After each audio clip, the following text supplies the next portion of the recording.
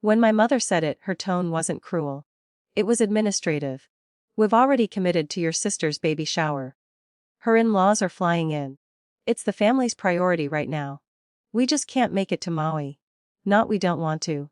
Not we're sorry, just scheduling. I stood in the kitchen, staring at the ocean through glass that cost more than my first car.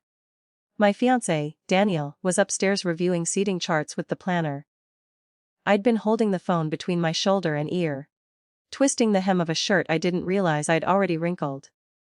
I'd known, even before she finished the sentence. There's a certain rhythm to being the secondary child. You learn the tempo early. You feel the shift in air before the words land. I could have argued. I could have reminded her the date had been set for a year. That deposits were K, that Maui wasn't a backyard barbecue. Instead, I said, "That's fine." She seemed relieved. "We'll celebrate with you when you get back." We both knew we wouldn't. This wasn't new. When I got into graduate school, my father had sent a thumbs up emoji, because my sister was going through a breakup that week. When I bought my first property, my mother asked if I was sure it was a good investment, because my sister needed help with rent. When Daniel proposed, my family asked if I was rushing. I stopped explaining myself a long time ago. What they didn't know, what I had never volunteered, was that 3 years earlier, I'd quietly purchased an oceanfront villa in Maui. A risk that turned into the best investment of my life. I didn't post about it, I didn't invite commentary, I let them assume I was still doing okay. I never hid it. They just never asked. The week of the wedding felt strangely calm. Daniel noticed it. "Are you okay about your family?" he asked one night, sitting beside me on the lanai as the sky dissolved into lavender. I thought about the empty chairs that wouldn't be there. "I am," I said. And I meant it more than I expected to. Something had shifted the moment I hung up on my mother. I wasn't hurt the way I used to be. I wasn't scrambling to prove the event was worthy of attendance. I wasn't downsizing to make it less intimidating. Instead, I upgraded the guest experience. If it was going to be intimate, it would be intentional. 28 guests. Close friends. Daniel's parents, my mentor. The people who had shown up consistently without needing to be convinced. The villa looked like something out of a quiet architectural magazine. Clean lines. Framed ocean. White orchids. No overproduction, no desperation. The ceremony itself was simple. Wind moved through the palms, the Pacific stretched endlessly behind us. I remember thinking how strange it was that joy could feel so steady instead of explosive. There was no dramatic swell. No need for validation. Just presence. When Daniel took my hands, he didn't say anything about my family. He just squeezed gently, as if to say, "I see you." And for the first time in my life, that felt sufficient. The photographer sent a preview album the next morning. Soft light, bare feet in sand. The villa behind us, expansive but understated. The infinity pool blending into the ocean. Daniel posted one photo with a simple caption, "Married." Grateful. I didn't tag anyone. I didn't explain. I turned off my phone and went swimming.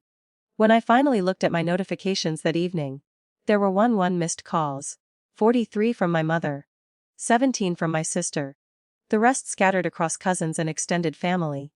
Messages layered on top of each other. "What is this place? Why didn't you tell us? Is that your house?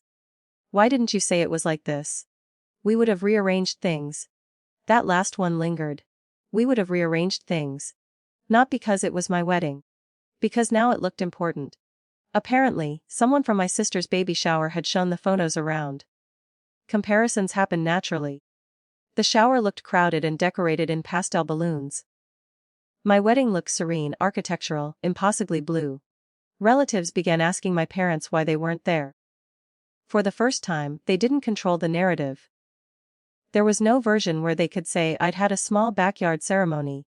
No version where they could frame it as low-key. The photos spoke quietly but clearly. I didn't answer the calls, not out of revenge, but because I was tired of being available for people who treated my milestones as optional. 3 days later, my mother sent a long message. It wasn't an apology exactly. It was more recalibration. "We didn't realize how significant this was. We thought you were keeping it small. We would have handled it differently if we'd known." I read it twice. What struck me wasn't what she wrote. It was what she didn't. She didn't say she missed me. She didn't say she wished she had been there regardless. Just that she hadn't assessed the scale correctly. For the first time, that clarity didn't devastate me. It steadied me. I replied the next morning. We had a beautiful day. I hope the baby shower was lovely too. No accusations. No coldness, just information. And something unspoken between the lines. You don't get to measure my life by visibility anymore. Things didn't dramatically heal after that, we still speak. Holidays still happen. My sister still dominates conversations. But something fundamental shifted. I stopped explaining. I stopped shrinking events to avoid intimidation. I stopped offering previews in hopes of attendance. If they show up. If they don't, life proceeds anyway.